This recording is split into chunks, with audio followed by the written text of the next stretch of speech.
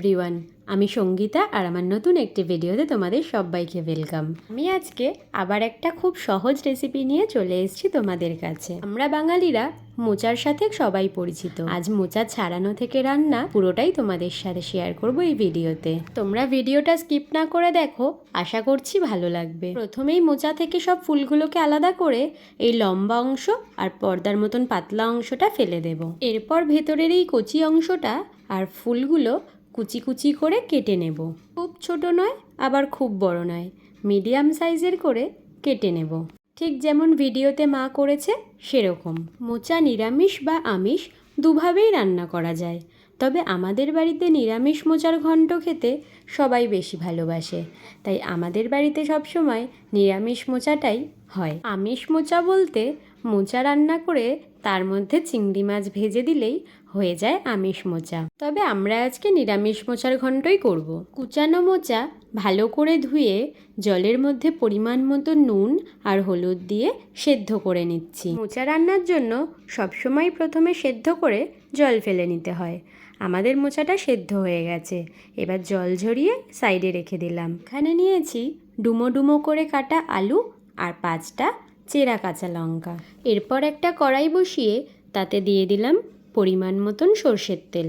তেল গরম হয়ে এলে তাতে ফোড়নের জন্য দিলাম সাদা জিরে আর তেজপাতা। হালকা একটু নাড়িয়ে চাড়িয়ে দিয়ে দিলাম কেটে রাখা আলু আর কাঁচা লঙ্কা। এবার আলুগুলোকে কিছুক্ষণ মিডিয়াম আঁচে ভেজে নেব। আলুটা হালকা ভাজার পর দিয়ে দেব আগে থেকে ভিজিয়ে রাখা কাঁচা ছোলা। এবার সব জিনিসগুলো কিছুক্ষণ ভেজে দিয়ে দিলাম আদা আর কাঁচা লঙ্কা বাটা। ঝালটা অবশ্যই নিজেদের পরিমাণ মতন দিতে হবে। আমরা নিরামিষ তরকারি একটু ঝাল খাই বলে কাঁচা লঙ্কা গোটা আর বাটা দুটোই দিলাম। এরপর দিলাম পরিমাণ মতন নুন, ধনের গুঁড়ো, হলুদ গুঁড়ো, লঙ্কার গুঁড়ো, জিরের গুঁড়ো আর সমস্ত রকম গুঁড়ো মশলা দেওয়ার পর সামান্য জল দিয়ে মশলাগুলো ভালো করে কষিয়ে নিতে হবে। এই জলটাই শুকিয়ে তেল ছেড়ে দেওয়া মানেই মশলাগুলো ভালো মতন কষে গেছে। এরপর আগে থেকে সেদ্ধ করে রাখা মোচা কড়াইতে দিয়ে ভালো করে সব জিনিসগুলোকে মিলিয়ে নিতে হবে। এবার গ্যাসের আঁচটা মিডিয়াম করে সামান্য জল দিয়ে ঢাকা দিয়ে রান্নাটা করতে হবে। মাঝে মধ্যে খুলে নাড়িয়ে চাড়িয়ে দেখতে হবে যাতে নিচে না লেগে যায়। জলটা শুকিয়ে এলেই বুঝে নিতে হবে মোচা হয়ে গেছে।